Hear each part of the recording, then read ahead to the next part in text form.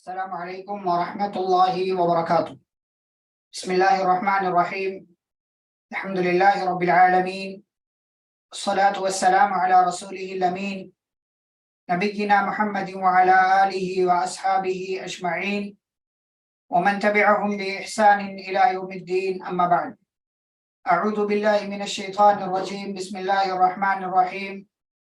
قل ما يعبأ بكم ربی لولا دعاؤکم رب اشرح لي صدري ويسر لي امري واحلل عقدة من لساني يفقهوا قولي رب زدني علما۔ اللهم صل على محمد وعلى آل محمد كما صليت على ابراهيم وعلى آل ابراهيم انك حميد مجيد۔ اللهم بارك على محمد وعلى آل محمد كما باركت على ابراهيم وعلى آل ابراهيم انك حميد مجيد۔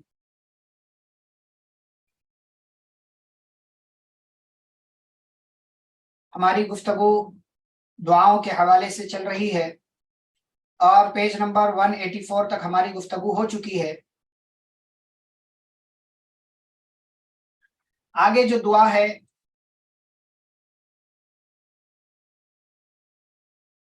اس دعا کا تعلق سواری پر بیٹھنے سے ہے۔ ایک دعا جو یہاں پر لکھی ہوئی ہے آپ کے سامنے، اس کو ہم نہیں لے رہے ہیں، بلکہ اس کے ساتھ ایک دعا جو ہے سواری پر اور سفر کے ساتھ۔ تو ایک دعا جو ہم پڑھتے ہیں، سبحان الذی سخر لنا ھذا وما كنا له مقرنین وانا الى ربنا لمنقلبون، تو یہ سواری کی دعا ہے اور اس کے ساتھ ساتھ سفر کی دعا الگ ہے۔ تو وہ سواری کی دعا ہے، اور جب سفر کریں گے، سفر کا آغاز کریں گے، تو نبی صلی اللہ علیہ وسلم پڑھا کرتے تھے، 3 مرتبہ اللہ اکبر کہتے تھے، اللہ اکبر اللہ اکبر اللہ اکبر، اور اس کے بعد سبحان الذی سخر لنا ھذا وما كنا له مقرنین وانا الى ربنا لمنقلبون۔ پھر سفر کی دعا کا آغاز ہوتا ہے، اللہم انا نسألک فی سفرنا ھذا البر والتقوى ومن العمل ما ترضى اللہم ہون علینا سفرنا ھذا واطو عنا بعده اللہم انت الصاحب فی السفر والخلیفة فی الاہل اللہم انی اعوذ بک من وعثاء السفر وکآبۃ المنظر وسوء المنقلب فی المال والاہل۔ یہ مکمل دعا ہے جو سواری پر سوار ہونے اور اس کے ساتھ ساتھ سفر کی بھی دعا ہے۔ تو جب سفر پر نکلے تو یہ دعا پڑھیں، اور جب سواری پر سوار ہو تو سبحان الذی سخر لنا ھذا وہ پڑھ لیں گے تو کافی ہے۔ تو سفر کی دعا الگ ہے، سواری پر سوار ہونے کی دعا الگ ہے۔ کیا مطلب ہے اس کا؟ 3 مرتبہ اللہ اکبر کہتے ہیں، اس کا مطلب آپ جانتے ہیں، اللہ سب سے بڑا ہے، اللہ سب سے بڑا ہے، اللہ سب سے بڑا ہے۔ پھر کہتے ہیں سبحان الذی سخر لنا ھذا، اس کا مطلب یہ پاک ہے وہ ذات جس نے ہمارے لیے مسخر کر دیا، ہمارے لیے بنا دیا، ھذا اس چیز کو، وما كنا له مقرنین، حالانکہ ہم اس کو کنٹرول میں کرنے والے نہیں تھے، اپنے بس میں کرنے والے نہیں تھے، لیکن اللہ نے اتنی بڑی گاڑی، اتنی بڑی جہاز جو ہے، اور پھر اس کے بعد پرانے زمانے میں جانور وغیرہ پر ہاتھی ہے، گھوڑا ہے، اونٹ ہے اور دیگر جانوروں پر سواری کی جاتی تھی، تو اتنا بھاری بھرکم جانور لیکن ایک چھوٹا سا انسان اس کو جو ہے اپنے قابو میں کر لیتا تھا، تو یہ سب اللہ کے فضل و کرم سے ممکن تھا۔ تو اسی کا اعتراف بندہ کرتا ہے، پھر اس کے بعد کہتا وَإِنَّا إِلَىٰ رَبِّنَا لَمُنْقَلِبُونَ، اور بے شک ہمیں یقینی طور سے اپنے رب کی طرف ہی پلٹ کر جانا ہے۔ پھر سفر کی دعا کا آغاز ہوتا ہے، بندہ کہتا ہے اللہم انا نسألک فی سفرنا ھذا، اے اللہ ہم تجھ سے اپنے اس سفر میں مانگتے ہیں، کیا مانگتے ہیں؟ البر والتقوی، نیکی اور تقوی کا سوال کرتے ہیں، ومن العمل ما ترضى، اور ایسے عمل کا سوال کرتے ہیں کہ جس سے تو راضی ہو، خوش ہو۔ اللہم ہون علینا سفرنا ھذا، اے اللہ تو ہمارے اوپر ہمارے اس سفر کو آسان کر دے، واطوی عنا بعدہ، اور اس کی دوری کو سمیٹ دے، کم کر دے۔ اللہم انت الصاحب فی السفر، اے اللہ تو سفر میں میرا ساتھی ہے، والخلیفۃ فی الاہل، اور اے اللہ تو فیملی میں میرا خلیفہ ہے، یعنی تو ہی جانشین ہے، تو میرے فیملی والوں کا خیال رکھنا۔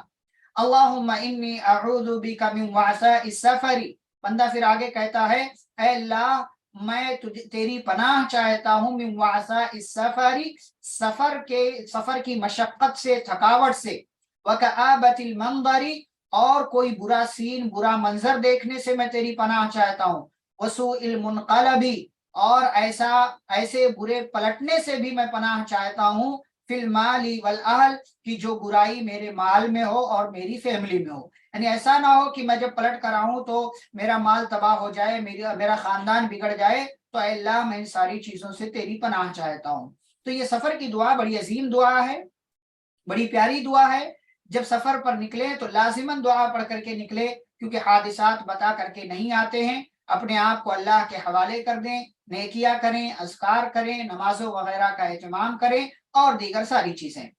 उसके बाद जब नबी सल्लल्लाहु अलैहि वसल्लम सफर से वापस होते थे तो यही अल्फाज कहते थे जो अभी आपको बताए गए, और साथ साथ उसमें ये इजाफा भी करते थे, आइबूना, ताइबूना, आबिदूना, लिरब्बिना हामिदूना। आइबूना यानी हम वापस लौटने वाले हैं, ताइबूना तौबा करने वाले हैं, आबिदूना लिरब्बिना और इबादत करने वाले हैं, लिरब्बिना हामिदूना और अपने रब की ही तारीफ करने वाले हैं, कि जिस रब की वजह से ये सफर आसान हुआ और सफर में हमारा काम हो गया।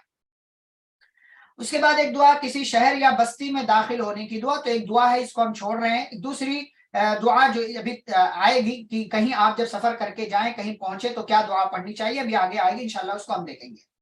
बाजार में दाखिल होने की क्या दुआ है, मार्केट अक्सर जाना होता है, खासतौर से खवातीन मार्केट जाती हैं, तो बाजार में दाखिल होने की दुआ पढ़ लेना चाहिए। क्या दुआ है, आसान सी है, ला इलाहा इल्लल्लाहु वहदहु ला शरीका लहु लहुल मुल्कु व लहुल हम्दु युहयी व युमीतु व हुवा हय्युन ला यमूतु बियदिहिल खैरु व हुवा अला कुल्ली शैइन कदीर। ये दुआ पढ़ना चाहिए। आमतौर से जो ला इलाहा इल्लल्लाहु वहदहु वाली दुआ है उससे थोड़ा सा अलग है ये। ला इलाहा इल्लल्लाहु वहदहु ला शरीका लहु लहुल मुल्कु व लहुल हम्दु युहयी व युमीतु व हुवा हय्युन ला यमूतु बियदिहिल खैरु वो हुआ अला कुल्ली शैइन कदीर। ये दुआ है, बंदा कहता है अल्लाह के सिवा कोई माबूद नहीं, वो अकेला है, उसका कोई शरीक नहीं, उसी की बादशाहत है और सब तारीफ उसी के लिए है। वही जिंदगी देता है, वही मारता है और वो जिंदा है, वो हुआ हय्युन और वो जिंदा है, ला यमूतु वो मरता नहीं है, बियदिहिल खैरु उसी के हाथ में हर तरह की भलाई है, वो हुआ अला कुल्ली शैइन कदीर और वो हर चीज पर कादिर है, हर चीज पर कादिर है वो। तो ये बाजार में था। इसकी फजीलत क्या है, हदीस के अंदर फरमाया कि उसको 30 लाख नेकियां मिलती, उसको 30 लाख जो है सवाब मिलता है। 10 लाख नेकियां जो गुनाह मिटाए जाते हैं और फिर 10 लाख जो है उसको नेकियां मिलती हैं और 10 लाख जो है उसको मजीद अल्लाह रब्बुल आलमीन की तरफ से नवाज, तो टोटल मिला करके 30 लाख नेकियां उसको मिल जाती हैं। फिर इसी तरीके से आप गाड़ी पर सवार हैं, सवारी फिसल जाए, बाज दफा होता है कि फिसल जाते, एक्सीडेंट नहीं होता है लेकिन किसी वजह से फिसल जाती है गाड़ी, तो जब गाड़ी सवारी फिसले तो क्या कहना चाहिए, बिस्मिल्लाह, अल्लाह के नाम से बिस्मिल्लाह कह लेना चाहिए। बाज दफा होता है हम सफर पे निकलते हैं तो जो मुसाफिर है वो अपने घर वालों को, या जो मुकीम लोग हैं जो सफर नहीं कर रहे हैं, उनको क्या दुआ देगा, अस्तौदिउकुमुल्लाह अल्लज़ी ला तज़ीउ वदाइउहु। मुसाफिर जो है अपने घर वालों को कहेगा कि मैं तुम्हें अल्लाह के हवाले करता हूँ, अल्लज़ी ला तज़ीउ वदाइउहु, कि जिसके हवाले की गई चीजें जाए और बर्बाद नहीं होती हैं। यानी जब आप सफर पर निकलें तो अपने घर वालों को अल्लाह के हवाले करके जाएं और उनके लिए ये दुआ पढ़ दें, उनके सामने ये दुआ पढ़ दें, अस्तौदिउकुमुल्लाह अल्लज़ी ला तज़ीउ वदाइउहु, मैं तुम सबको अल्लाह के हवाले करता हूँ कि जिसके हवाले की गई चीजें जाए और बर्बाद नहीं होती हैं। और मुकीम लोग जो हैं, घर वाले जो हैं, यहाँ रहने वाले जो हैं, वो मुसाफिर को क्या दुआ देंगे, कहेंगे मुसाफिर से, अस्तौदिउल्लाह दीनका व अमानतका व खवातीम अमलिका। क्या कहेंगे, कहेंगे मुसाफिर से घर वाले कहेंगे मैं अल्लाह के हवाले करता हूँ, दीनका तुम्हारे दीन को, व अमानत का तुम्हारी अमानत को, व खवातीम अमल का और तुम्हारे आखिरी अमल को, यानी इन सारी चीजों को अल्लाह के हवाले करता हूँ, अल्लाह इन सब की हिफाजत करे। अल्लाह के हवाले आपने कर दिया तो गोया कि अल्लाह हिफाजत करेगा उसकी। एक और दुआ है जो उसी से मिलती जुलती है थोड़ी सी, क्या कहेगा मुसाफिर से मुकीम बंदा, क्या कहेगा, ज़व्वदकल्लाहु तक़वा व गफ़र ज़ंबका व यस्सर लकल खैरा हैसुमा कुन्ता। क्या कहेगा, अल्लाह तुम्हारा ज़ादे सफर तकवा को बनाए, یعنی تم راستے میں تقوی کو لازم پکڑو، وہ تمہارے گناہ کو معاف کرے اور تمہارے لیے خیر کو بھلائی کو آسان کر دے، جہاں کہیں تم رہو، تم جہاں کہیں رہو اللہ تعالیٰ تمہارے لیے خیر کو آسان کر دے۔ یہ جو ہے دو دعائیں جو مقیم مسافر کو دے گا۔ اب دوران سفر، خاص طور سے دوران سفر عام طور سے ہوتا یہ ہے کہ چڑھنے کی اترنے کی زیادہ ضرورت پڑتی ہے برج پر، یا اسی طریقے سے اور کوئی موقع ہو، پیدل کا سفر ہے تو کہیں پہاڑ آ گیا، کہیں جو ہے اونچائی آ گئی تو سفر کرنا پڑتا ہے، تو چڑھنا اترنا پڑتا ہے، تو دوران سفر اس کا خیال رکھنا چاہیے۔ نبی صلی اللہ علیہ وسلم جابر رضی اللہ تعالیٰ عنہ بیان کرتے ہیں کہ جب ہم کسی بلندی پر، اونچائی پر چڑھتے تھے تو اللہ اکبر کہتے، اور جب کسی ڈھلان والی جگہ پر، نیچی جگہ پر جب جاتے تھے یعنی اترتے تھے جب، تو سبحان اللہ کہتے تھے، کیونکہ اونچائی پر جانا یہ جو ہے اچھی بات ہے، کمال کی بات ہے، لیکن ہر طرح کا کمال سب سے بڑا کون ہے؟ اللہ ہے۔ تو اسی لیے جب ہم کتنی بھی اونچائی پر پہنچ جائیں اللہ سے بڑے نہیں ہو سکتے، تو اسی لیے جب ہم اوپر چڑھتے ہیں تو اللہ اکبر کہتے ہیں، اور نیچے آنا، نیچے اترنا یا جو ہے زوال کی طرف جانا یہ کوئی اچھی چیز نہیں ہے۔ تو اور ظاہر سی بات ہے اللہ رب العالمین کو کسی طرح کا کوئی عیب نہیں ہے، کوئی خامی نہیں ہے، کوئی عیب نہیں ہے، تو اسی لیے ہم سبحان اللہ کہتے ہیں جب ہم اترتے ہیں۔ دوران سفر صبح کے وقت کی دعا، اس کو ہم نہیں لے رہے۔ دوران سفر یا سفر کے بغیر کسی جگہ ٹھہرنے کی دعا، یہ دیکھیں اسی کی میں بات کر رہا تھا۔ کبھی آپ جب سفر پر جائیں نا، کبھی جب آپ سفر پر جائیں یا کہیں بھی ایسے کسی کے ہاں، مطلب اپنے علاقے میں ہے لیکن کسی کے ہاں ٹھہر رہے ہیں، کسی کے گھر پہ رک رہے ہیں، یا سفر کر کے جا رہے ہیں کسی دوسرے علاقے میں پہنچے ہیں، تو وہاں جب آپ پہنچے تو یہ دعا پڑھ لیا کریں، اعوذ بکلمات اللہ التامات من شر ما خلق، یہ دعا پڑھ لیا کریں۔ نبی صلی اللہ علیہ وسلم نے فرمایا جو کہیں جائے اور وہاں یہ دعا پڑھ لے تو وہاں کی کوئی چیز اس کو نقصان نہیں پہنچا پائے گی۔ اعوذ بکلمات اللہ التامات من شر ما خلق، میں اللہ تعالیٰ کے مکمل کلمات کی پناہ میں آتا ہوں اس کی مخلوق کے شر سے، یعنی یہاں میں ٹھہرا ہوا ہوں تو بہت سارے لوگ ہیں، تو کہیں ایسا نہ ہو مجھے کوئی نقصان پہنچ جائے، یا کہیں سفر کر کے آپ گئے ہیں کسی دوسرے علاقے میں رکے ہوئے ہیں تو ایسا نہ ہو کہ وہاں کی آب و ہوا، وہاں کا کلائمیٹ آپ کو راس نہ آئے اور آپ بیمار ہو جائیں، تو اپنے آپ کو اللہ کے حوالے کر دیں، اللہ کی پناہ میں دے دیں۔ سفر سے واپسی کی دعا، پیچھے ہم نے دیکھ لیا کہ سفر سے واپسی کی کیا دعا ہے، وہی سفر کی دعا جو ہے وہ نبی صلی اللہ علیہ وسلم پورا پڑھتے تھے، اور اخیر میں کہتے تھے آئبون تائبون عابدون لربنا حامدون۔ خوشی یا ناخوشی کی بات سننے والا کیا کہے؟ کبھی کبھی ہوتا ہے ہمیں خوشی کی کوئی خبر ملتی ہے، کبھی کبھی یہ ہوتا ہے کوئی غم کی خبر ملتی ہے، تو نبی صلی اللہ علیہ وسلم کے پاس اگر کوئی خوشی والی خبر آتی تو آپ کہتے تھے الحمدللہ الذی بنعمتہ تتم الصالحات، تمام تعریف اس اللہ کے لیے کہ جس کی نعمت کی وجہ سے، جس کے فضل اور جس کے احسان کی وجہ سے نیکیاں مکمل ہوتی ہیں یا اچھائیاں پوری ہوتی ہیں، اس اللہ کی تعریف آپ بیان کریں۔ یعنی یہ جو خوشی کی خبر ملی اس میں میرا کیا کمال ہے، اس میں اللہ کا کمال، یہ اللہ کے فضل سے ممکن ہوا ہے، تو ہم یہ دعا پڑھیں گے الحمدللہ الذی بنعمتہ تتم الصالحات۔ ایسے ہی جب نبی صلی اللہ علیہ وسلم کو کوئی غم والی خبر یا ناپسندیدہ کوئی معاملہ سامنے آتا تو آپ صلی اللہ علیہ وسلم کہتے تھے الحمدللہ علی کل حال، الحمدللہ علی کل حال، تمام تعریف اللہ کے لیے، ہر حال میں، ہر صورت میں اللہ ہی کی تعریف ہے۔ اب اس کے بعد دیکھیں نبی صلی اللہ علیہ وسلم پر درود بھیجنے کی فضیلت، آپ جانتے ہیں یہاں سرسری لکھا ہوا ہے، دیکھیں آپ صلی اللہ علیہ وسلم نے فرمایا جو شخص مجھ پر ایک مرتبہ درود بھیجے گا اللہ تعالیٰ اس پر 10 رحمتیں نازل کرے گا۔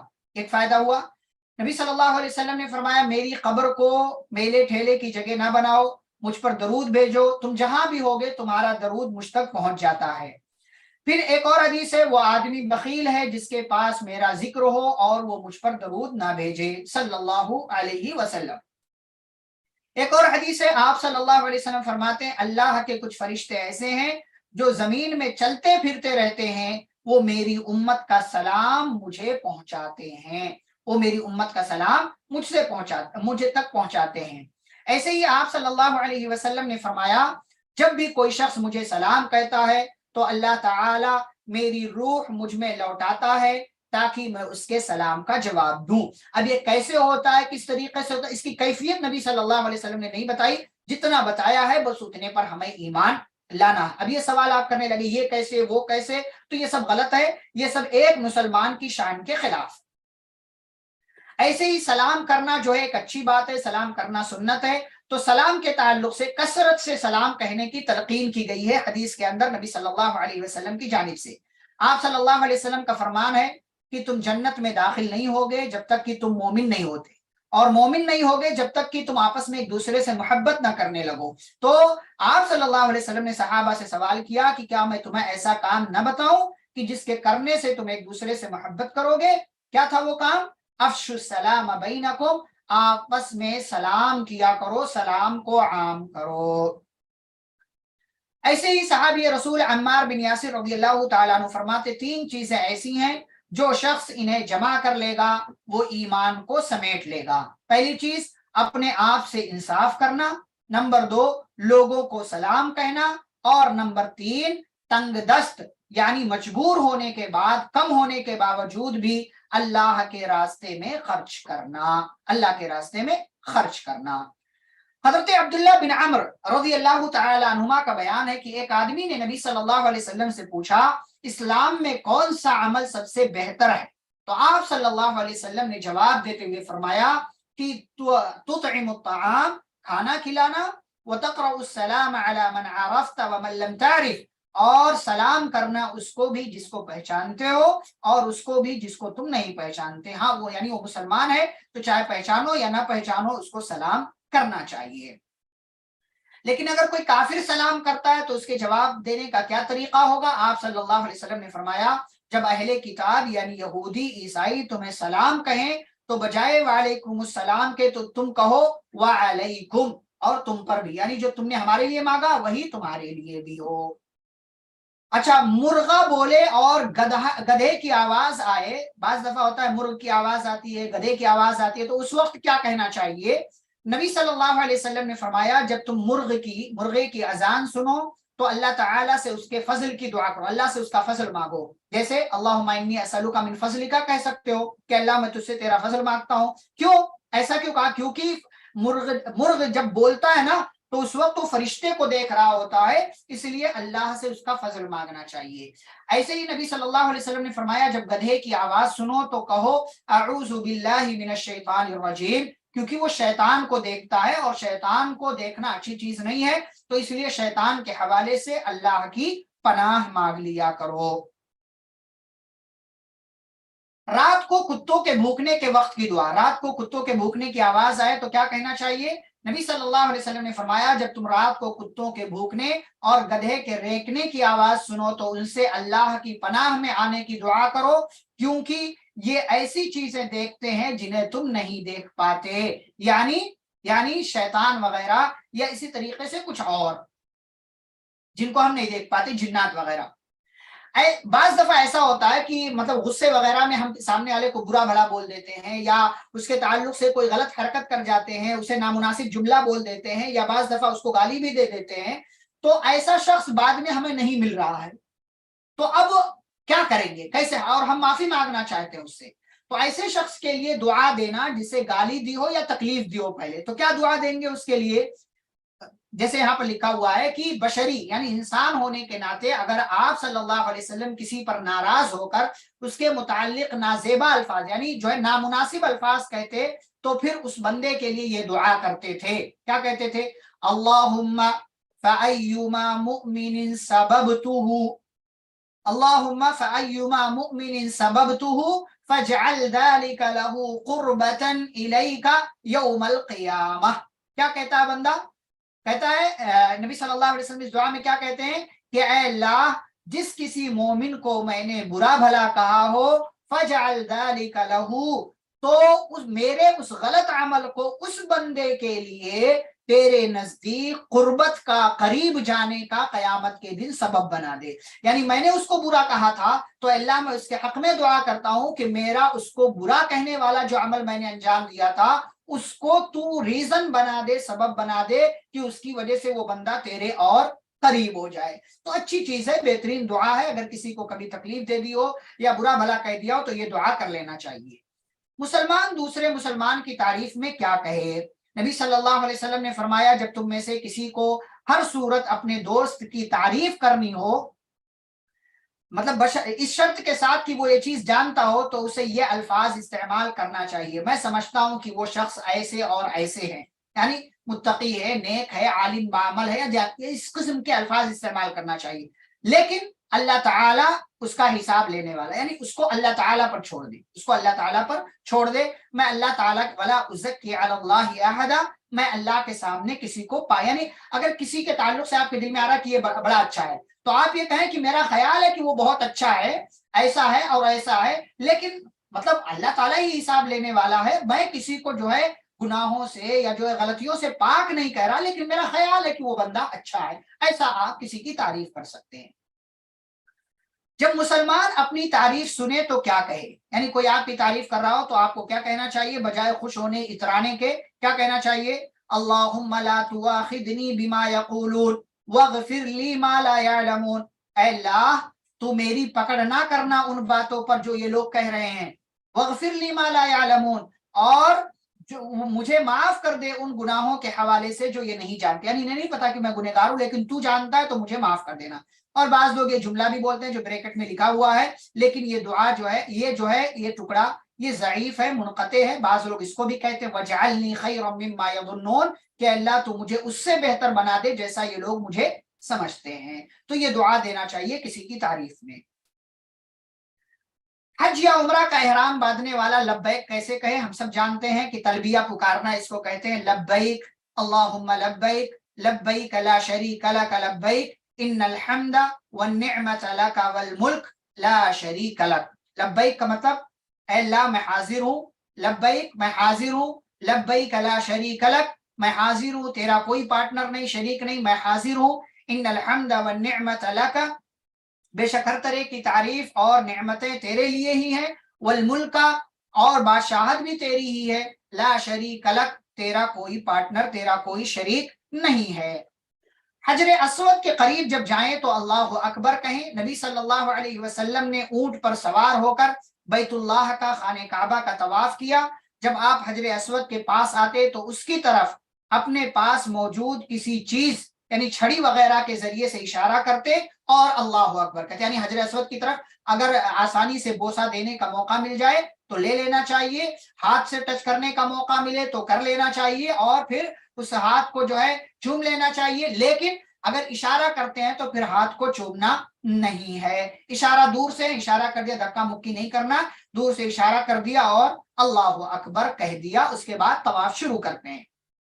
اب جب طواف شروع کریں گے تو حجر اسود ہے، اس کے بعد آگے چل کر کے ایک مطلب خانہ کعبہ کی ایک دیوار ہے، کونا ہے جسے رکن یمانی کہتے ہیں.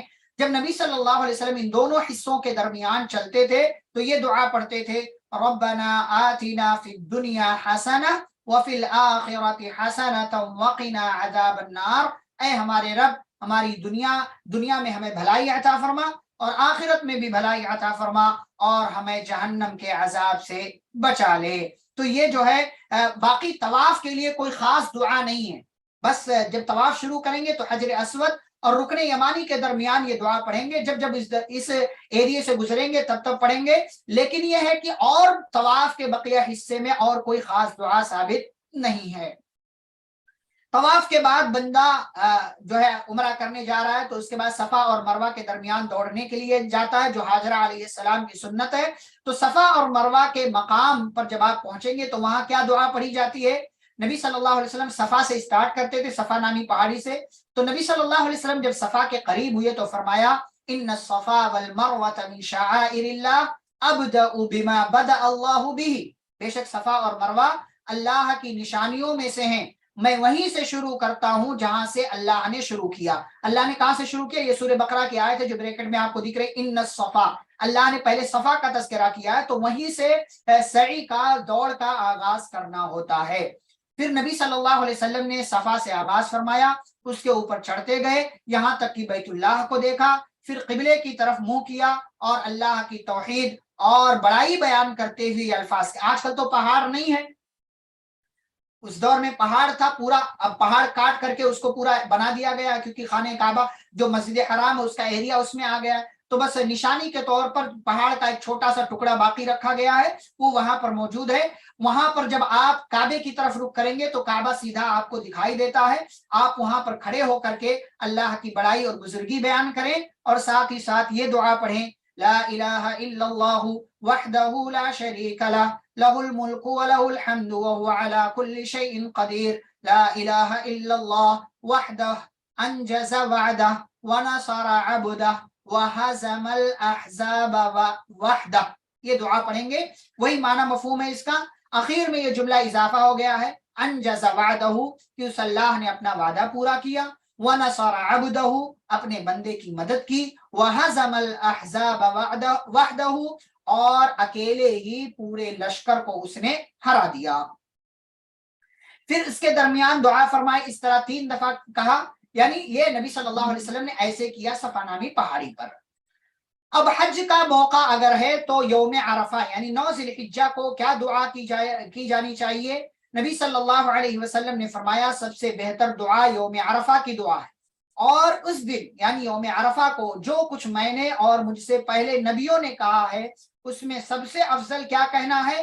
لا الہ الا اللہ وحدہ لا شریک لہ لہ الملک وَلَهُ الْحَمْدُ وَهُوَ عَلَى كُلِّ شَيْءٍ قَدِيرٌ۔ یہ جو ہے یوم عرفہ یعنی 9 ذی الحجہ کو زیادہ سے زیادہ یہ کہنا چاہیے، کیونکہ تمام انبیاء خاص طور سے 9 تاریخ کو یہی جملہ کہا کرتے تھے۔ یہ تو سارے دیکھیں مشعر حرام یعنی حج وغیرہ کے تعلق سے باتیں ہیں کہ کہاں کیا کہنا ہے۔ یہ اور ایک چیزیں ہیں کہ کنکری ماریں گے تو کیا کہیں گے، یہ سب اسی وقت کی باتیں ہیں، جب آپ حج وغیرہ پر جائیں تو خصوصی طور سے اس وقت کی یہ ساری باتیں ہیں۔ آگے بڑھیں گے، تعجب اور خوشی کے وقت کی دعا۔ اس سے پہلے دعا خوشی کی کوئی خبر ملے تو کیا کہیں؟ الحمدللہ الذی بنعمتہ تتم الصالحات۔ ایسے کوئی تعجب کی بات نظر آئے یا کوئی خوشی کی بات آپ کو مطلب دکھائی دے یا سمجھ میں آئے تو کیا کہیں گے؟ سبحان اللہ۔ جیسے اچھا مطلب فطری طور سے نکلتا بھی ہے کہ جب کوئی تعجب کی بات سنائی دیتے تو کہ سبحان اللہ، اللہ کی ذات پر یہ کیسے ہو گیا، یا اسی طریقے سے اللہ اکبر ہم کہتے ہیں، اللہ سب سے بڑا ہے۔ خوشخبری ملنے پر کیا کریں؟ نبی صلی اللہ علیہ وسلم کو کسی خوشی دینے والی چیز کی خبر ملتی تو آپ اللہ تعالیٰ کا شکر ادا کرتے ہوئے سجدے میں چلے جاتے تھے، تو سجدے شکر ادا کیا کرتے تھے نبی صلی اللہ علیہ وسلم۔ بعض دفعہ یہ ہوتا ہے کہ جسم میں کوئی تکلیف ہو جاتی ہے، کہیں درد ہوتا ہے، سر درد، پیر درد، پیٹ درد، یا کسی طرح کا کوئی درد ہوتا ہے انسان کو، تو جسم میں جب تکلیف ہو، کوئی درد محسوس ہو، کسی طرح کا آپ کو کوئی مطلب پین محسوس ہو رہا ہو تو کیا کرنا چاہیے؟ صحابی حضرت عثمان بن ابو العاص رضی اللہ تعالیٰ عنہ کہتے ہیں کہ جب سے میں اسلام لایا تھا میرے جسم میں تکلیف ہوتی تھی، میں نے نبی سے شکایت کی تو آپ صلی اللہ علیہ وسلم نے کہا کہ جسم کے جس حصے میں تکلیف ہو اس پر اپنا ہاتھ رکھو۔ مثال کے طور پر سر میں کسی حصے میں درد ہے، آگے پیچھے دائیں بائیں جہاں بھی، تو آپ وہاں پر اپنا ہاتھ رکھیں، 3 دفعہ کہیں بسم اللہ بسم اللہ بسم اللہ، اور اس کے بعد کیا کہیں گے؟ 7 مرتبہ کہیں گے اعوذ باللہ وقدرتہ من شر ما اجد واحاذر۔ کیا کہیں گے؟ میں اللہ کی اور اس کی قدرت کی پناہ میں آتا ہوں، کس چیز سے؟ من شر، اس چیز کے شر سے، برائی سے، ما اجدو جو میں محسوس کر رہا ہوں، واحاذر اور جس کا مجھے ڈر ہے، جس کا مجھے اندیشہ ہے، یعنی یہ درد کہیں زیادہ نہ ہو جائے تو میں اللہ کی پناہ چاہتا ہوں، اور کہیں ایسا نہ ہو کہ مجھے جو کبھی کبھی ہوتا ہے نا کہ ارے یہ مطلب پیٹ میں یہاں درد کیوں ہو رہا ہے، ایسا تو نہیں کہ مطلب میری آنکھ خراب ہے، یا ایسا تو نہیں کوئی مجھے بڑی بیماری ہے، تو یہ اندیشہ آتا ہے۔ تو یہ دعا کے ذریعے کہیں گے کہ میں اللہ کی اور اس کی قدرت کی پناہ میں آتا ہوں اس چیز کے شر سے جو مجھے محسوس ہو رہی ہے اور جس کا مجھے اندیشہ، ڈر اور خوف ہے۔ تجربہ کر کے دیکھیں، انشاءاللہ اس کی برکت سے آپ کا درد اور آپ کی تکلیف دور ہوگی۔ صحابی کہتے ہیں کہ نبی نے یہ نسخہ بتایا، میں نے عمل کیا تو اس کے بعد ہمیشہ کے لیے میری وہ تکلیف ختم ہو گئی جو اس سے پہلے ہمیشہ سے چلی آ رہی تھی اسلام لانے کے بعد سے۔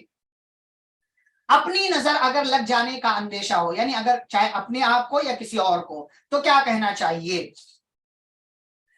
نبی صلی اللہ علیہ وسلم نے فرمایا جب تم میں سے کوئی شخص اپنے بھائی یا اپنے تعلق سے یا اپنے مال میں کوئی اچھی چیز دیکھے، یعنی اپنے اندر، اپنے مال میں، اپنے گھر میں یا اپنے بھائی میں کوئی اچھی چیز دیکھے، وہ اچھا لگ رہا ہو، اس کی چیزیں اچھی لگ رہی ہو، تو کیا اسے برکت کی دعا دینی چاہیے، ماشاء اللہ بارک اللہ، ماشاء اللہ بارک اللہ، اتنا کہہ دینا چاہیے۔ کیوں؟ اس لیے کہ کسی کی بھی نظر لگ سکتی ہے، اور نظر کا لگنا یہ حق ہے۔ گھبراہٹ ہوتی ہے تو گھبراہٹ کے وقت کیا کہا جائے؟ لا الہ الا اللہ۔ توحید سب سے بڑا علاج ہے، ایمان سب سے بڑا علاج ہے، اسی لیے جب گھبراہٹ ہو تو کہیں لا الہ الا اللہ، اللہ کے سوا کوئی سچا معبود نہیں۔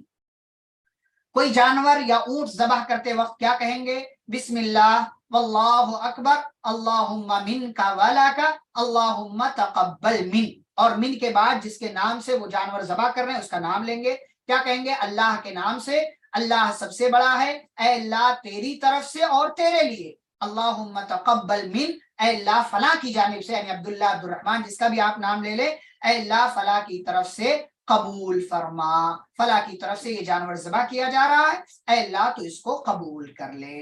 تو یہ جانور ذبح کرنے کا طریقہ ہے۔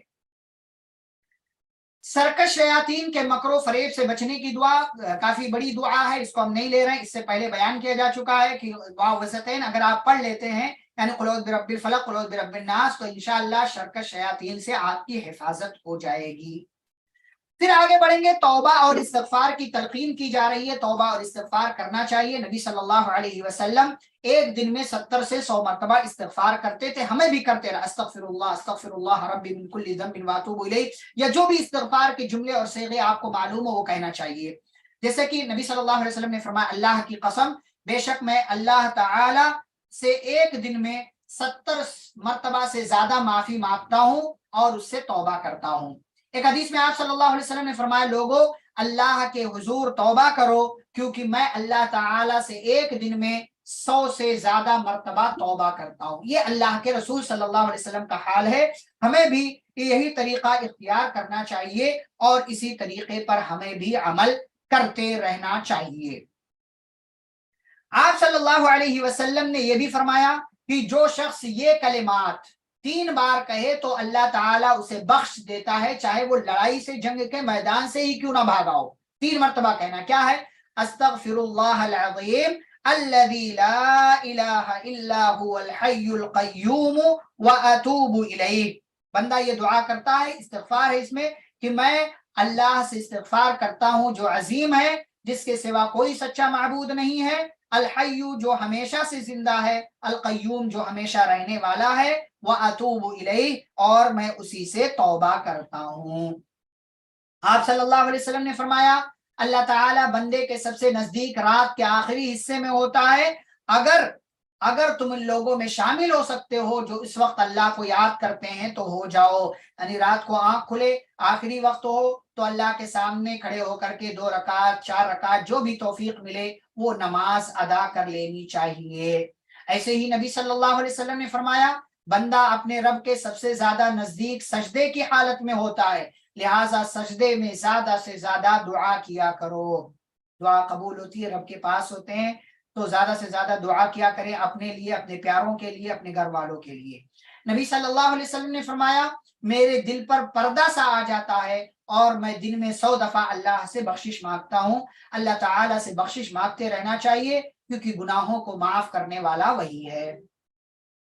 اب اخیر میں بات آ رہی ہے جب اس کتاب کے اینڈنگ میں کہ اللہ تعالیٰ کی زیادہ سے زیادہ حمد بیان کریں، تعریف بیان کریں، تکبیر بیان کریں، لا الہ الا اللہ کہیں، اور مختلف جملے ہیں، مختلف اس کی فضیلتیں ہیں، دیکھیں کون کون سے جملے ہیں، کیا کیا فضیلتیں ہیں، یہ بڑی کام کی چیزیں ہیں، آپ اپنی زندگی میں ان کو شامل کریں۔ نبی صلی اللہ علیہ وسلم نے فرمایا، جو شخص ایک دن میں 100 مرتبہ کہے، کیا کہے؟ سبحان اللہ و بحمدہ، صرف اتنا کہنا، دن میں 100 مرتبہ، کیا فائدہ ہے؟ تو اس کے گناہ سمندر کی جھاگ کے برابر ہی کیوں نہ ہو تو اللہ رب العالمین اس کو معاف کر دیتا ہے، ٹھیک ہے؟ تو اللہ رب العالمین اس کو معاف کر، دن میں صرف 100 مرتبہ سبحان اللہ و بحمدہ۔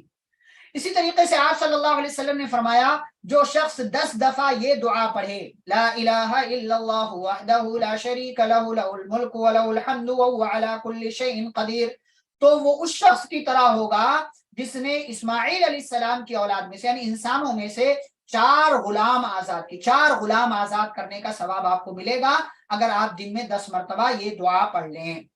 ایسے ہی آپ صلی اللہ علیہ وسلم نے فرمایا، دو کلمے زبان پر بہت ہلکے ہیں لیکن میزان میں ترازو میں قیامت کے دن ان کا وزن بہت ہوگا اور یہ اللہ تعالیٰ کو بہت محبوب ہیں۔ کیا ہے دونوں کلمے؟ سبحان اللہ و بحمدہ سبحان اللہ العظیم۔ اس کو بھی پڑھا کریں، اللہ کو بڑے پیارے ہیں یہ دونوں کلمے۔ آپ صلی اللہ علیہ وسلم نے فرمایا کہ میں یہ کلمات کہوں، سبحان اللہ والحمد للہ ولا الہ الا اللہ واللہ اکبر، یہ 4 جملے ہیں۔ آپ صلی اللہ علیہ وسلم فرماتے ہیں میں یہ جملے کہوں تو مجھے یہ عمل ان تمام چیزوں سے زیادہ محبوب ہے جن پر سورج طلوع ہوتا ہے، یعنی دنیا کی چیزوں سے زیادہ محبوب مجھے یہ 4 کلمے ہیں، سبحان اللہ، الحمدللہ، اللہ اکبر اور لا الہ الا اللہ۔ جیسے بھی آگے پیچھے ہو جائے تو کوئی مسئلہ نہیں ہے۔ ایسے ہی آپ صلی اللہ علیہ وسلم نے فرمایا کیا تم میں کوئی شخص روزانہ 1000 نیکیاں حاصل کرنے سے عاجز ہے؟ یعنی کیا تم 1000 نیکیاں حاصل کرنا چاہتے ہو؟ تو صحابہ نے کہا کہ ہم میں سے کوئی شخص 1000 نیکی کیسے کر سکتا ہے ایک دن میں؟ تو آپ نے فرمایا وہ 100 مرتبہ سبحان اللہ کہے، صرف 100 مرتبہ، 100 مرتبہ سبحان اللہ کہے گا تو اس کے نامہ اعمال میں، اس کے رجسٹر میں 1000 نیکیاں لکھ دی جاتی ہیں اور اس کے 1000 گناہ مٹا دیے جاتے ہیں۔ کتنی فضیلت کی بات ہے، اس کے 1000 گناہ مٹائے جاتے ہیں، 1000 نیکیاں لکھی جاتی ہیں۔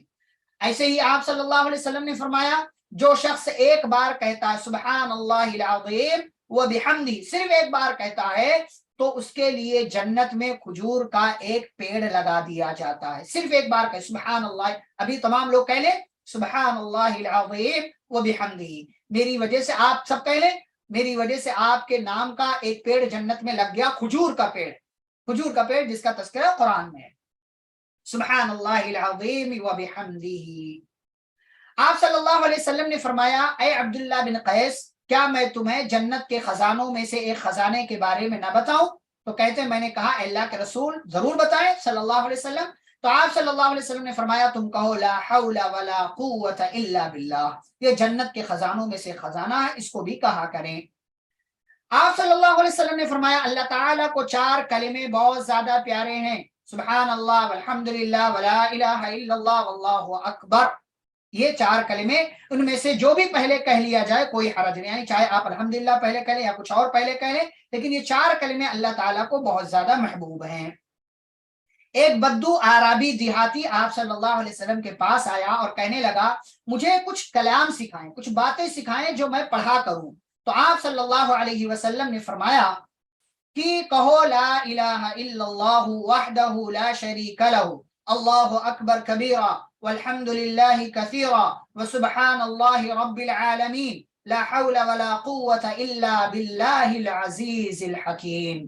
یہ آپ نے اسے جملے بتائے نا، تو وہ دیہاتی کہنے لگا یہ ساری چیزیں تو میرے رب کے لیے، یعنی اس میں تو میں رب کی تعریف کروں، میرے لیے کیا ہے؟ یعنی میں اللہ کی اس میں تعریف کر رہا ہوں کہ اللہ کے سوا کوئی معبود نہیں، وہ اکیلا، اس کا کوئی پارٹنر نہیں، اللہ سب سے بڑا ہے، ساری تعریف ہے اللہ کے لیے، اللہ کی ذات پاک ہے، وہ پوری کائنات کا رب ہے، کوئی طاقت و قوت نہیں سوائے اللہ کے، وہ غالب ہے، حکمت والا ہے، تو یہ سب اللہ کے لیے، میرے لیے کیا ہے؟ تو آپ صلی اللہ علیہ وسلم نے فرمایا تم اس طرح کہو اللہم اغفر لی وارحمنی واہدنی وارزقنی، اے اللہ مجھے معاف کر دے، مجھ پر رحم فرما، مجھے ہدایت دے اور مجھے روزی عطا فرما۔ ایسے ہی آپ صلی اللہ علیہ وسلم کے تعلق سے آتا ہے کہ جب کوئی مسلمان ہوتا تو نبی کریم صلی اللہ علیہ وسلم اسے نماز سکھاتے، پھر اسے حکم فرماتے کہ ان کلمات سے دعا کیا کرو اللہم اغفر لی وارحمنی واہدنی وارزقنی۔ آپ صلی اللہ علیہ وسلم فرماتے ہیں سب سے افضل ذکر لا الہ الا اللہ ہے اور سب سے افضل دعا الحمدللہ ہے۔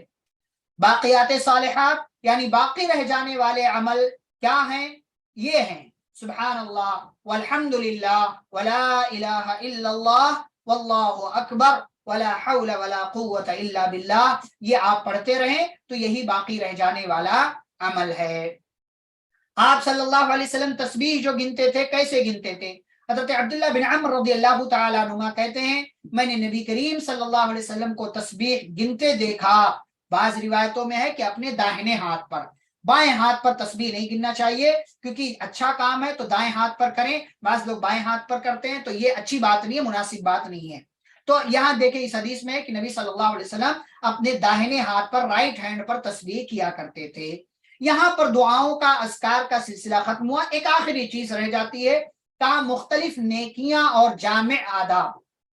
ایک حدیث کے حوالے سے بات بتائی گئی ہے کہ نبی صلی اللہ علیہ وسلم نے فرمایا کہ رات کی جب ابتدا ہو، یعنی جب رات کا آغاز ہو، رات اسٹارٹ ہو، یا آپ صلی اللہ علیہ وسلم نے فرمایا جب شام ہو جائے تو اپنے بچوں کو روک لو، انہیں گھر سے باہر مت کرو. اور آج شام ہوتی ہے تو بچے باہر جاتے ہیں، شام ہوتی ہے تو بچے باہر نکلتے ہیں. نبی نے کہا شام ہو جائے، رات آ جائے تو پھر بچوں کو روک لو، باہر مت جانے دو. کیوں؟ کیونکہ اس وقت شیطان پھیل جاتے ہیں، اور ان کا بچوں پر پھر اثر ہوتا ہے. پھر جب رات کی ایک گھڑی گزر جائے تو انہیں چھوڑ دو اور دروازے بند کر لو، اور اس وقت اللہ کا نام لو، کیونکہ شیطان بند دروازے کو نہیں کھولتا. اور اللہ کا نام لے کر کے اپنے مشکیزوں کا منہ باندھ دو. مشکیزہ کس کو کہتے؟ چمڑے کا ہوتا تھا، اس میں لوگ پانی بھر کر کے رکھتے تھے، ٹھنڈا رہتا تھا، محفوظ رہتا تھا. آج کل کیا ہے بھائی، بکیٹ ہے یا اسی طریقے سے ڈبہ ہے یا اسی طریقے سے بوٹل ہے، تو اس کو اچھی طریقے سے بند کر کے رکھنا چاہیے اللہ کا نام لے کر کے. آگے کہا اللہ کا نام لے کر اپنے برتنوں کو ڈھک دو، چاہے کسی چیز کی چوڑائی میں رکھ کر ہی ڈھک سکو. یعنی کوئی چیز چوڑائی میں رکھ دو، یا ایک لکڑی ہے ایسے آپ آڑا ٹیڑھا رکھ دو اس میں، لیکن کھلا نہیں رہنا چاہیے. کوئی برتن رات میں کھلا نہیں رہنا چاہیے. اور ایسے ہی آپ صلی اللہ علیہ وسلم نے فرمایا اپنے چراغ، پہلے چراغ وغیرہ ہوتے تھے، اپنے چراغ بجھا دیا کرو، یعنی سونے سے پہلے، جب سونے جاؤ تو سونے سے پہلے بجھا دیا کرو. کیونکہ آگ جو ہے یہ اس سے شیطان پیدا کیا گیا ہے، اور آگ تمہاری دشمن ہے، ہو سکتا ہے کسی طرح کا تمہیں نقصان پہنچ جائے، تو اس لیے آگ بجھا دیا کرو.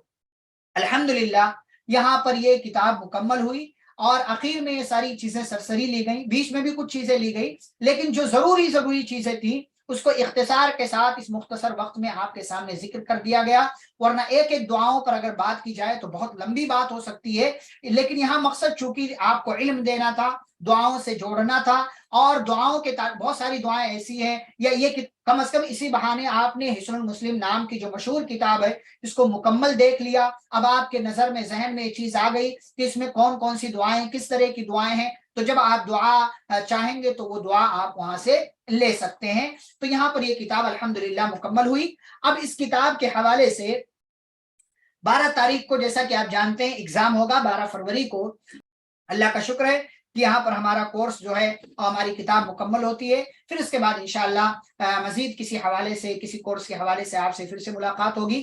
سبحانک اللہم و بحمدک، اشہد ان لا الہ الا انت، استغفرک و اتوب الیک. السلام علیکم ورحمۃ اللہ وبرکاتہ.